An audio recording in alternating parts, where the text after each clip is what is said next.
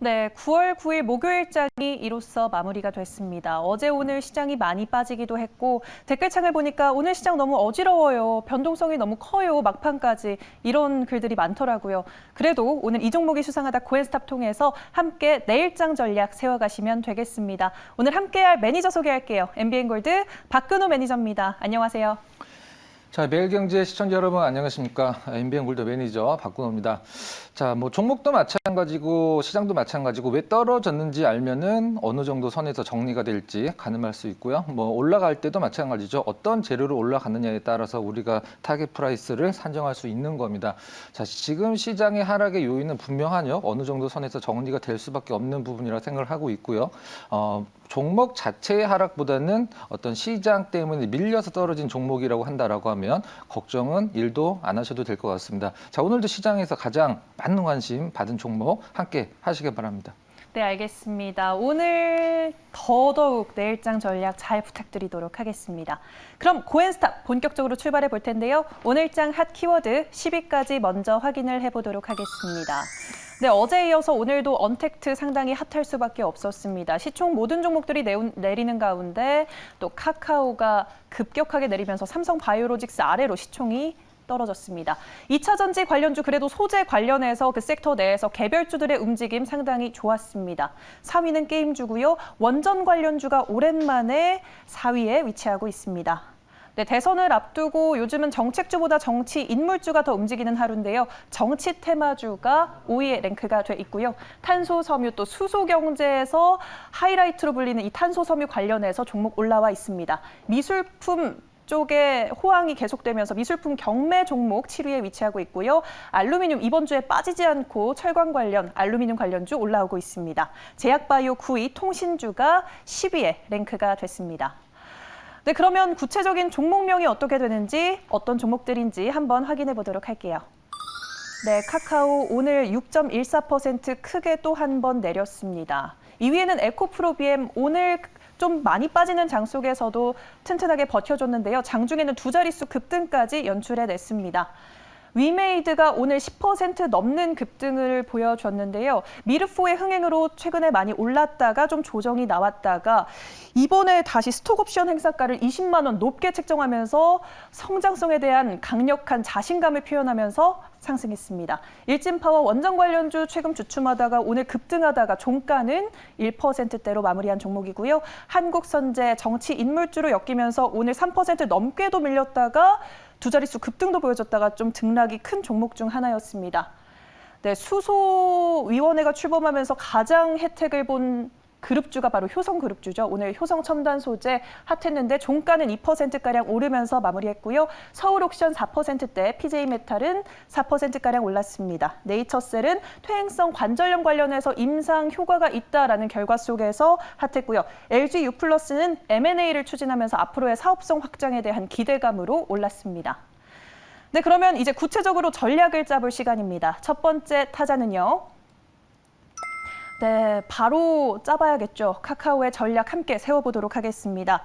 금융당국의 규제 이슈로 연일 급락을 보여주고 있는데 내일까지도 파란불을 켤지에 대해서 많은 분들 궁금하실 것 같습니다. 내일장 어떻게 보시나요? 고일까요? 스탑일까요? 네, 일단 뭐 의견은 고라는 점을 먼저 말씀드리면서 좀 설명을 드려보도록 하겠습니다.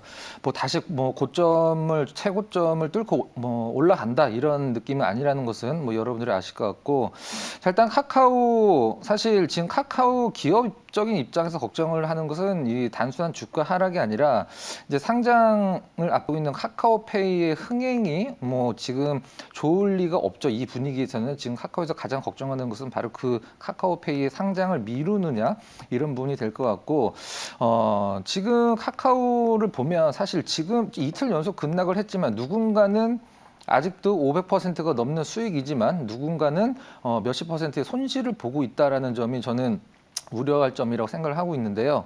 바로 이 부분에서 주식의 매수의 가격이 얼마나 중요한가를 우리가 여실히 알 수 있습니다. 다만 카카오의 기업 내용을 보면 사실 대체 불가라는 단어로 설명을 할 수 있는데 과연 정부에서 어떤 식의 어떠한 방법으로 얼마만큼의 제재를 가할 것인가 이런 부분이 저는 상당히 궁금하기도 한데 대체 불가라는 것은 단어 자체가 뜻하지만 다른 걸 선택할 여지가 없기 때문에 저는 사실 지금 시장에서 우려감만 나타내고 있지 과연 카카오에 어떤 식의 타격이 올 거라는 것을 뚜렷하게 명확하게 얘기하는 부분은 아무 부분도 없거든요. 그래서 이틀 동안의 급락을 좀 과도하고 그다음에 외국인들 기관 수급 많이 빠지긴 했습니다만은 내일 정도쯤에서는 어느 정도 하락은 좀 마무리 짓지 않을까라는 생각을 하고 있습니다. 정리를 하면 대체 불가 종목은 사실 다시 살아날 가능성이 많이 있고 아직 방법과 어떤 카카오가 받을 충격은 시장에서 그렇게 알려지진 않았지만 전 크지는 않을 거라는 판단을 하고 있습니다.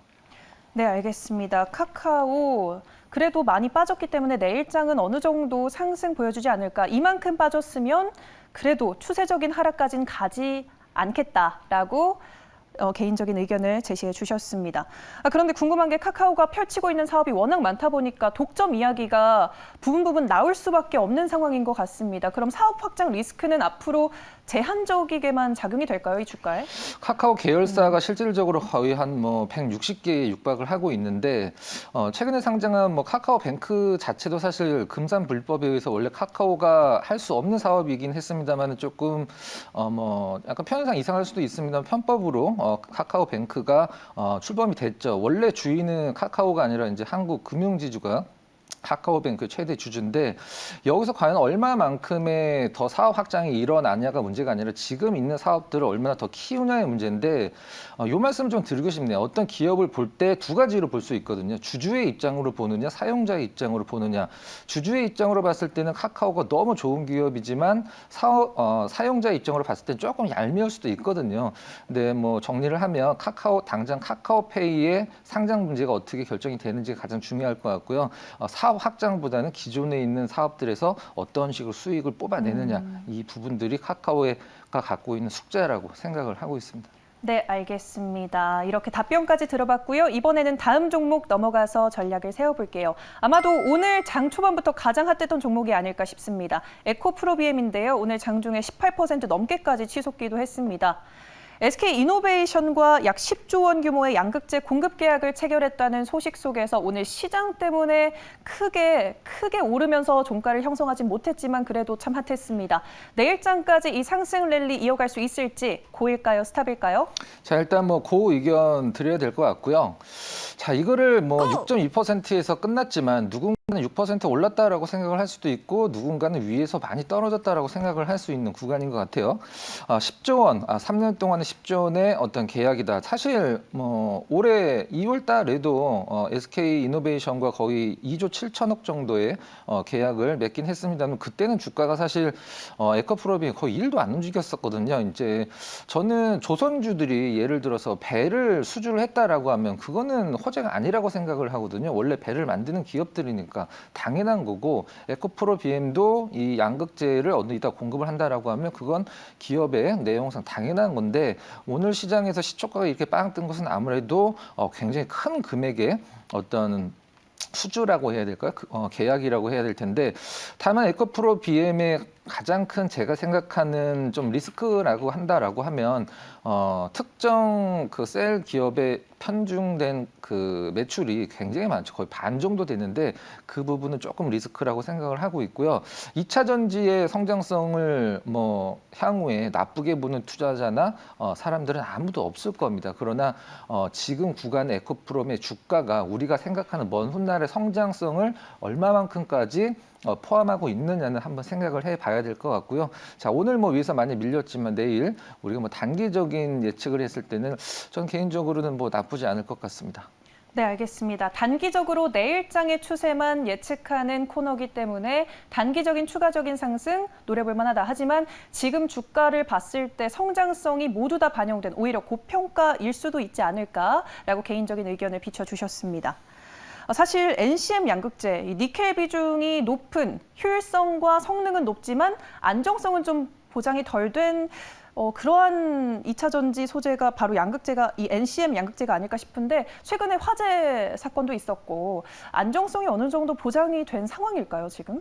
사실 이 뭐 기계 자동차 뭐 배터리도 마찬가지고 엔진도 내연기관 자동차도 마찬가지고 뭐 불이 자주 나기는 하죠. 그래서 그거에 향후 대체적으로 나온 게 이제 전고체 배터리인데 기사를 검색을 해보시면 일본에서 전고체 배터리 양산차가 벌써 나왔습니다. 근데 하지만 전고체 배터리 같은 경우에는 일단 이런 지금 현재 NCM, NCMA 알루미늄이 많이 들어가는 그런 것들에 비해서 아무래도 좀 안정성은 굉장히 불은 날래야 날 수가 없죠. 근데 안정성은 좀 뛰어나지만 성능 면에서 아직은 못 따라오기 때문에 시장에서 크게 어떤 경쟁자로 생각을 하진 않는 것 같은데 자, 일단 뭐 가장 중요한 게 이 불이 나는 건 사실 분리막에 대한 그 불안감 때문이거든요. 그런 부분이 차후에 개선이 된다라고 생각을 한다라고 하면은 사실 하이니켈 쪽으로 어떤 출력면이나 이동 거리, 주행 거리들이 굉장히 많이 늘어날 수밖에 없는 상황이기 때문에 가장 큰 단점이죠, 전기차에. 그래서 시장에서는 하이니켈에 집중을 할 수밖에 없는데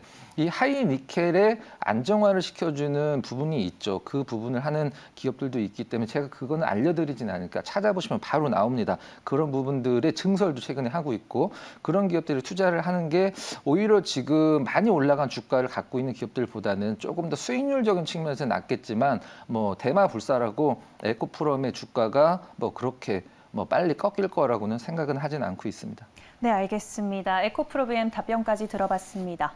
네, 이번에는 다음 종목 넘어가서 분석해 보도록 하겠습니다. 다음으로는요, 5위에 위치한 한국선제입니다. 오늘 등락이 굉장히 컸다고 제가 앞서서 말씀드렸는데 야권 대선 후보 관련 인맥주로 떠오르면서 오늘 52주 신고가를 장중에 경신을 했습니다. 사실 야권 대선 후보 지지율 차이가 급격하게 오차율 범위 밖으로 벌어지면서 좀 핫했던 것 같은데 내일장도 고일지, 고일까요, 스탑일까요? 자, 일단 고 의견 드리도록 하겠습니다. 지금 후보들이 너무 많아서 사실 뭐 개인적으로 어느 분이 대통령이 될지 저도 지금 궁금한데 제가 4대 대선의 테마주들을 시나리오로 한번 정리를 공개 방송에서 해드린 적이 있는데 자, 어떤 이제 투표일이 있을 거 아니에요. 지금 21대 대통령이 투표일이 있는데 그 투표일에 얼마 전에 모든 테마주들이 그러니까 유력 후보도 마찬가지고 중간에 쫓아오는 후보들도 마찬가지고 시나리오들이 있거든요.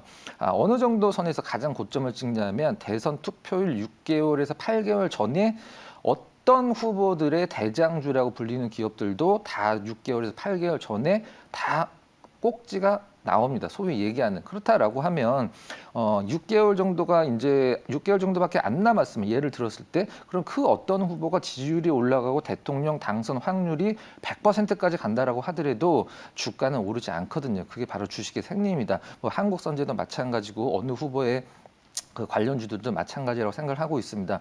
지금 이제 뭐 지지율이 떨어지고 있는 후보의 어떤 관련주들을 가지고 대선 테마주들이 납부되는 게 아니라 괜히 희망 고문을 하는 것보다는 지금 이제 지지율이 올라가고 있는 후보들에 집중을 하는 게 더 낫겠죠. 실질적으로는 또 지지율은 또 바뀔 수도 있는 거니까요. 토론이나 여러 가지 여론조사를 통해서 자, 일단 한국선제 5배 올라왔습니다. 5배. 자, 지금 이 종목을 산다? 저는 개인적으로는 뭐 욕심이라고 생각을 할 수도 있고 트레이딩으로 얼마든지 접근 가능하지만 누군가는 아마 팔 준비를 하고 있을 겁니다. 제가 자주 드리는 말씀이지만 갖고 있는 자의 파티지 신규 매수는 굉장히 신중하게 보수적으로 접근을 하시는 걸 권해드리도록 하겠습니다. 네, 알겠습니다. 보수적으로 좀 접근하는 편이 좋겠다라고 제시해 주셨습니다. 네, 다음으로 또 한 종목 만나보도록 할게요. 네, 6위에 위치한 효성 첨단 소재입니다. 오늘 52주 신고가를 경신했습니다. 당사가 수소경제의 게임 체인저로 급부상하면서 핫했는데 내일장도 빨간불을 켤까요? 상승일까요? 하락일까요? 네, 뭐 수급이나 오늘 같은 시장에서 크게 흔들림 없는 모습을 봤을 때 내일도 단기적인 어떤 위쪽 방향은 열려 있다고 생각을 하고 있고요. 지금 효성 첨단 소재 사실 주가가 뭐 떨어질 수가 없는 상황이죠. 사실 수소는 개인적으로는 좀 양념이라고 옵션이라고 생각을 하고 있고요. 실질적으로 돈이 되는 영업이익이 뭐 10배가 나왔습니다. 거의 우리가 자주 얘기하는 10배고의 영업이익이 나왔는데 주가도 거의 그에 맞춰서 많이 올라왔죠. 물론 윗방향이 지금 다 막혀 있는 구간은 아니라고 생각을 하고 어떤 역사상 신고가를 계속 갱신하고 있는 상황에서 우리가 보통 역사상 신고가다 얘기를 하면은 어느 정도에서 뭐 목표 주가를 찾는다 이게 거의 산정이 불가능하기 때문에 우리가 좀 어려움도 갖고 있을 때는 어려움도 있긴 합니다만은 뭐 실적을 생각한다라고 하면 사실 개인적으로는 작년 같을 때 이제 레깅스들을 너무 뭐 아무나 다 입고 다니잖아요. 효성 첨단 소재가 실적이 안 좋아질 수가 없겠죠. 하지만 중요한 것은 올해 너무 많은 큰 성장을 하고 있기 때문에 그 성장이 내년에 주춤한다라고 하면은 우리는 뭐 그거를 성장성의 한계를 드러냈나 뭐 이러면서 이제 주가가 떨어지기도 하는데 저는 뭐 주가도 마찬가지고 실적의 성장도 마찬가지고 아직은 좀 ING 구간이라고 생각을 하고 있거든요. 뭐 수급도 좋고요. 뭐 고의견 드릴 수밖에 없는 상황인 것 같습니다. 네, 효성 첨단 소재가 신고가를 경신해내면서 상승 추세 연일 이어오고 있지만 아직은 더 나아갈 윗방향이 열려 있다. 수소는 양념 정도일 뿐 실적 성장세를 봤을 때 더 갈 수 있다라고 정리를 해주셨습니다. 네, 오늘은 네이처스를 제외하고는 모두 빨간불 켜주셨네요. 그럼 이 중에서 어떤 종목이 베스트이고 그 이유가 어떻게 되는지 한번 들어보도록 하겠습니다, 매니저님. 자, LG U+ 베스트 종목으로 개인적으로 좀 생각을 하고 있고요. 지금 오늘 나온 뭐 요즘에 최근 나온 레고와 관련된 그런 부분은 저는 뭐 LG U+에 도움이 된다라고 생각을 하고 있지는 않고 예전에 지금 LG U+를 IPTV로 보시는 분들은 실질적으로 이제 뭐 넷플릭스라는 것을 대부분 많이 보실 텐데 LG U+가 넷플릭스를 자체적으로 그냥 버튼 자체 리모컨 버튼 자체에 넷플릭스 버튼이 있죠. LG U+는 그것과 같다 상당히 많이 올라왔을 때가 2018년도 4분기예요. 차트 잠깐 보면서 말씀드리면 2018년도 4분기에 고점을 찍었을 때가 언제냐면 넷플릭스를 딱 런칭을 했을 때 딱 고점이 나왔습니다. 그러니까 기대감으로 올라서 우리가 이제 뭐 흔한 말로 소문에 사서 뉴스에 팔아라 정확한 적용이 될 것 같은데 일단 디즈니 같은 경우는 일단 뭐 지금 이런 디즈니 뭐 넷플릭스 같은 OTT 기업들이 우리나라 통신 기업들과 소송을 하고 있기도 한데 망 사용료에 대해서 그 부분이 좀 잘 해결된다라고 하면 뭐 디즈니도 시장에 안착을 해서 LG U+에 도움이 될 수 있고 주가도 그것과 발 맞춰서 상승을 예상할 수 있습니다. 일단 목표가는 조금 보수적으로 잡도록 하겠습니다. 가격 전략 전고점 한 16,000원 정도 드리도록 하고요. 로스커 가격은 14,000원 정도 제시해 드리도록 하겠습니다. 네, 오늘의 베스트 종목은 LG U+ 꼽아주셨습니다.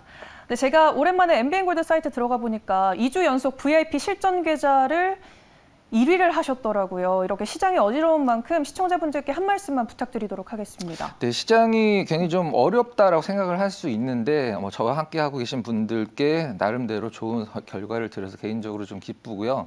이런 말씀 간단하게 좀 몇 마디만 드리도록 하겠습니다. 시장에서 주식 투자로 성공할 수 있는 방법과 실패할 수 있는 방법이 딱 나눠져 있는 건 아니지만 성공한 사람들이 쓰는 방법과 실패한 사람들이 쓰는 방법은 극명하게 갈려 있습니다. 그러나 시장의 투자자분들은 어떤 게 좋다는 걸 알면서도 실질적으로는 시장에서 성공하지 힘든 방법을 선택하시는 분들이 굉장히 많은 것 같아요. 그 이유는 조급하기 때문이죠. 단기 투자를 좋아하시기 때문에 주식 투자는 저는 시간을 돈과 바꾸는 게임이라고 생각을 하거든요. 조금 지루하더라도 기다린 만큼 큰 수익이 나면 된다라고 생각을 합니다. 여러분들도 지금서부터 조금 바꿔보시면 어떨까 강력하게 권해드리도록 하겠습니다. 네, 엉덩이 무거운 자가 이긴다. 시간과 돈을 바꾸는 게임이다. 라고 명언을 또 남겨주셨네요. 네, 오늘의 고엔스탑은 MBN골드 박근호 매니저와 함께했습니다.